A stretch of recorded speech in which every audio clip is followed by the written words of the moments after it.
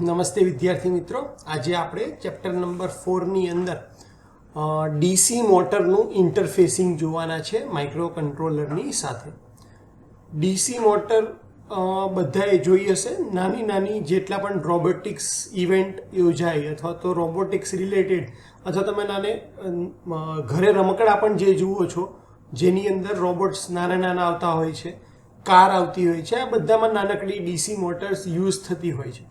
તો આ DC motor કઈ રીતે 8051 સાથે આપણે કનેક્ટ કરીએ છીએ, ઇન્ટરફેસ કરવું એટલે કે સોફ્ટવેર અને હાર્ડવેરની મદદથી એ વસ્તુને ચલાવવી. બરાબર, તો કઈ રીતે આપણે 8051 સાથે કનેક્શન કરી અને ડીસી મોટરને ચાલુ કરીએ છીએ, ઇન્ટરફેસ કરીએ છીએ, એ આપણો આજનો ટોપિક છે. 8051 ની અંદર પ્રોબ્લેમ શું થાય છે તો કે 8051 એ પોતે 10 મિલી એમ્પિયર કરતાં વધારે કરંટ આપવા માટે સક્ષમ નથી. 8051 મેઇન કંટ્રોલર છે કે જે મગજ જેવું કામ કરે છે. એની પાસે પાવર નથી. એ લોજિક ડેવલપ કરી શકે છે પણ એ પોતાની પાસે વધારે પાવર ડેવલપ કરી શકતું નથી. એટલા માટે મોટરને તમે ડાયરેક્ટ માઇક્રો કંટ્રોલર સાથે કનેક્ટ કરી શકતા નથી.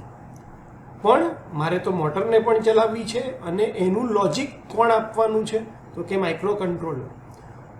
એટલા માટે મારે ડીસી મોટર અને માઇક્રો કંટ્રોલર વચ્ચે કોઈ એવી અરેન્જમેન્ટ રાખવી પડે જેથી કરીને ડીસી મોટરને ચલાવવાનું કામ એ ડિવાઇસ કરે અને એ ડિવાઇસને કંટ્રોલ કરવાનું કામ માઇક્રો કંટ્રોલર કરે. ત્યાં વચ્ચે આવે છે આપણું જે ડ્રાઈવર સર્કિટ આવે એ ત્યાં પિક્ચરમાં આવે છે. જ્યારે આપણે ડીસી મોટર સાથે કામ કરતા હોઈએ ત્યારે આપણને થોડાક પેરામીટર ખબર હોવા જોઈએ. જેમ કે 8051 છે એ સ્ટ્રિક્ટલી 5 વોલ્ટ ઉપર કામ કરે છે, જ્યારે ડીસી મોટર્સ જે આપણે કનેક્ટ કરીએ છીએ, ઇન્ટરફેસ કરીએ છીએ, એનું રેટિંગ 36 વોલ્ટ સુધીનું હોઈ શકે છે. એટલે પહેલો ડિફરન્સ આવી ગયો કે બેના વોલ્ટેજ અલગ અલગ છે. કરંટ કેપેસિટીની વાત કરીએ તો 8051 લો મિલી એમ્પિયર એટલે કે 10 મિલી એમ્પિયરની આજુબાજુ હાર્ડલી સપ્લાય કરી શકે છે, જ્યારે ડીસી મોટરને તો હાઈ એમ્પિયરને લીધે, કારણ કે એને ટોર્ક સ્ટાર્ટિંગમાં જનરેટ કરવાનો હોય વધારે, એટલા માટે એને હાઈ એમ્પિયરની જરૂર પડે છે. મેઇન કામ 8051 છે એ ઇન્ફોર્મેશન પ્રોસેસિંગનું છે, જ્યારે ડીસી મોટર છે એને ફિઝિકલ ફોર્સ અને કાઇનેટિક એનર્જી જનરેટ કરવાની છે. 8051 છે એ ઇલેક્ટ્રિકલ નોઇઝ એટલે કે સિગ્નલમાં આવતા સિગ્નલની અંદર જે બ્રેક આવે, ઇલેક્ટ્રોનિક્સ નોઇઝ આવે. ઇલેક્ટ્રોનિક્સ નોઇઝ એટલે જ્યારે પણ તમે એસી સપ્લાયને ડીસીમાં કન્વર્ટ કરો છો ત્યારે હાર્મોનિક્સ પ્રોડ્યુસ થાય છે અને એને નોઇઝ કહેવામાં આવે છે. તો એ નોઇઝને લીધે 8051નું ફંક્શન છે કામ કરવાનું એ ઘણી મહદઅંશે સેક્રિફાઈસ થાય છે. જ્યારે ડીસી મોટર જે છે એ બેક EMF જનરેટ કરે છે જે 8051ને ખૂબ જ નુકસાન પહોંચાડી શકે છે. તો આ આટલી વસ્તુઓને ધ્યાનમાં રાખી અને આપણે એક નવી ડિવાઇસ વચ્ચે ઇન્ટ્રોડક્શન કરી. કોની વચ્ચે? 8051 અને ડીસી મોટરની વચ્ચે. આ બંનેની વચ્ચે આપણે શું મૂકીશું તો કે L293D, આનું નામ છે L293D મોટર ડ્રાઈવર સર્કિટ. આ મોટર ડ્રાઈવર સર્કિટ 4.5 વોલ્ટથી લઈ અને 36 વોલ્ટની રેન્જ સુધી કામ કરે છે, તેમજ 600 મિલી એમ્પિયર કન્ટિન્યુઅસ કરંટ આપવાની એની ક્ષમતા છે અને 1.2 એમ્પિયર પીક કરંટ આપી શકે છે. L293D મોટર ડ્રાઈવરમાં dual H bridge circuit inbuilt બનેલી હોવાથી તે 2 મોટર અને 1 સ્ટેપર મોટરને ચલાવવા માટે સક્ષમ છે. એટલે હવે આપણા કેસમાં શું આવી ગયું તો કે L293D મોટર ડ્રાઈવર સર્કિટ, કે જ્યારે માઇક્રોકન્ટ્રોલર પોતે સક્ષમ નથી હોતું કરંટ આપવા માટે, ત્યારે આપણે આવી કોઈ ડ્રાઈવર સર્કિટ એટેચ કરવી પડે છે. મોટરના કેસમાં એ L293D ડ્રાઈવર સર્કિટ છે. એચ બ્રિજ છે એ કઈ રીતે કામ કરે છે તો કે એચ બ્રિજની મદદથી તમે મોટરને ફોરવર્ડ અને રિવર્સ ડાયરેક્શનમાં ફેરવી શકો છો. જ્યારે તમે મોટરને ફોરવર્ડ ડાયરેક્શનમાં ફેરવવા માંગતા હોય ત્યારે તમારે આ S1 અને S4 સ્વિચ પ્રેસ કરવાની રહેશે, અને જ્યારે તમે રિવર્સ ડાયરેક્શનમાં ફ્લો કરાવવા માંગતા હોય ત્યારે તમારે S2 અને S3 સ્વિચ ક્લોઝ કરવાની રહેશે. એટલે કે આપણા કેસમાં મોટરમાં સૌથી મોટો પ્રોબ્લેમ શું હતો તો કે મોટરનો જે બેક EMF હતો એ 8051 ને નુકસાન પહોંચાડી શકે એવો હતો. જ્યારે L293D ડ્રાઈવરના આવવાથી 4 ડાયોડ જે છે એ બે મોટરની જે બેક EMFની ઇફેક્ટ છે એને આખી નલિફાઈ કરી દે છે અને 8051 ને પ્રોટેક્ટ કરી દે છે. L293D ડ્રાઈવરની અંદર કઈ વસ્તુ આવેલી છે તો કે પાવર સપ્લાય આવેલા છે. તો તમારે બે પાવર સપ્લાયનો યુઝ કરવો પડે, એક એ ચિપને ચાલુ કરવા માટે અને બીજું મોટર્સને સપોર્ટ કરવા માટે. એટલે એક પાવર સપ્લાય 5 વોલ્ટનો અને બીજો 36 વોલ્ટનો.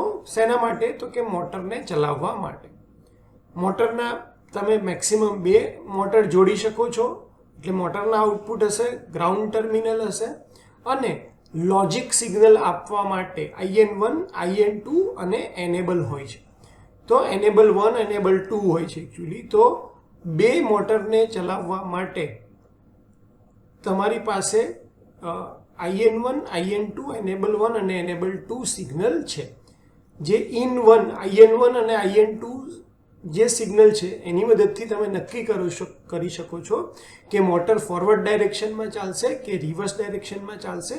અને એનેબલ 1 અને એનેબલ 2 ની મદદથી તમે મોટરની સ્પીડ PWM એટલે કે પલ્સ વિડ્થ મોડ્યુલેશનથી તમે જ્યારે પણ જે સિગ્નલ તમે મોટરને આપો છો એની પલ્સ નાની મોટી, એની વિડ્થ નાની મોટી કરી અને મોટરની જે ચાલવાની સ્પીડ છે એને વધારી અથવા ઘટાડી શકો છો.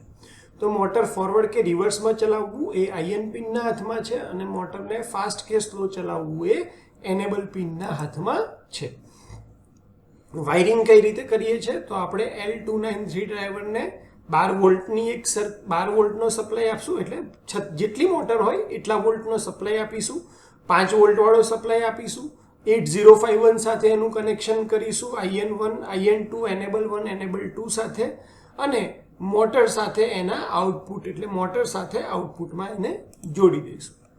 કંટ્રોલ કઈ રીતે કરશું તો જો મારે ફોરવર્ડ કરવો હોય, મોટરને ફોરવર્ડ ડાયરેક્શનમાં ફરાવવી હોય તો IN1 1 અને IN2 0. જો મારે મોટરને સ્ટોપ કરવી હોય તો IN1 અને IN2 બંને 0 0 કરીશ અથવા તો એકદમ સ્ટોપ કરવા માટે બંનેને 1 1 કરી દઈશ. અને જો મારે મોટરને રિવર્સ ડાયરેક્શનમાં ફેરવવી છે તો હું IN1 ને 0 અને IN2 ને 1 કરી દઈશ.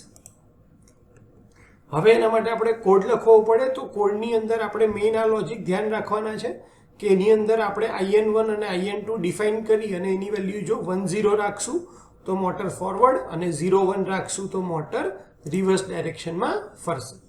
PWM સિગ્નલ માટે આપણે શું કરવું પડે તો કે તમે જ્યારે તમારે લો સ્પીડ રાખવી હોય તો તમે જે ઓન ટાઈમ છે એને ઓછો રાખશો. જો તમારે મીડિયમ સ્પીડ રાખવી હોય તો તમારા સિગ્નલનો ઓન ટાઈમ અને ઓફ ટાઈમ તમે સરખો રાખશો. અને જો તમારે હાઈ સ્પીડ રાખવી છે તો તમે એનો ઓન ટાઈમ છે વધારે ટાઈમ માટે રાખી અને સિગ્નલ જનરેટ કરાવી શકો છો. તો PWM એટલે કે pulse width modulation control speed by varying duty cycle of the enable signal. The microcontroller timer generates this precise pulse to manage average voltage delivered to motor driver circuit. એટલે કે ટાઈમરની મદદથી આપણે આ પલ્સની વિડ્થ મોડ્યુલેટ કરી શકીએ છીએ અને એની મદદથી તમે એની સ્પીડ વધારે કે ઓછી કરી શકો છો. ફૂલ આખી સિસ્ટમનું આર્કિટેક્ચર આપણે જોઈ લઈએ તો સોફ્ટવેર દ્વારા આપણે કંટ્રોલ આપીશું 8051 ને. 8051 એ L293D ડ્રાઈવર સર્કિટને એનેબલ અને આઈએન પિનની મદદથી સિગ્નલ મોકલશે અને 12 વોલ્ટની બેટરી દ્વારા આપણી ડીસી મોટરને 12 થી 36 વોલ્ટ સુધી, એટલે ખરેખર તો અહીંયા લખવું જોઈએ 4.6 થી 36 વોલ્ટની બેટરીની મદદથી આપણી જે મોટર છે એ ચાલે છે. તો એક્ઝામમાં તમને પૂછાય તો તમારે આ આખો ડાયાગ્રામ ડ્રો કરવાનો રહેશે. કઈ કઈ જગ્યાએ રિયલ વર્લ્ડમાં આનો યુઝ થાય છે તો કે રોબોટિક આર્મની અંદર યુઝ થાય છે, કન્વેયર બેલ્ટમાં આ ઇન્ટરફેસનો યુઝ થાય છે, ઓટોમેટિક ડોર સિસ્ટમમાં અને ઇલેક્ટ્રિક વ્હીલચેરની અંદર પણ આનો યુઝ થાય છે. તો હોપ કે તમને ડીસી મોટરનો ઇન્ટરફેસ 8051 સાથે કઈ રીતે કરવાનો એનો ખ્યાલ આવી ગયો હશે. એક્ઝામમાં તમારે પોઈન્ટ વાઇઝ આને આખું સમજાવવાનું હોય છે અને જે આપણે ડાયાગ્રામ દેખાડ્યો એ તમારે ડ્રો કરવાનો હોય છે. તમારો કિંમતી સમય આપવા માટે અને વિડીયો શાંતિથી સાંભળવા માટે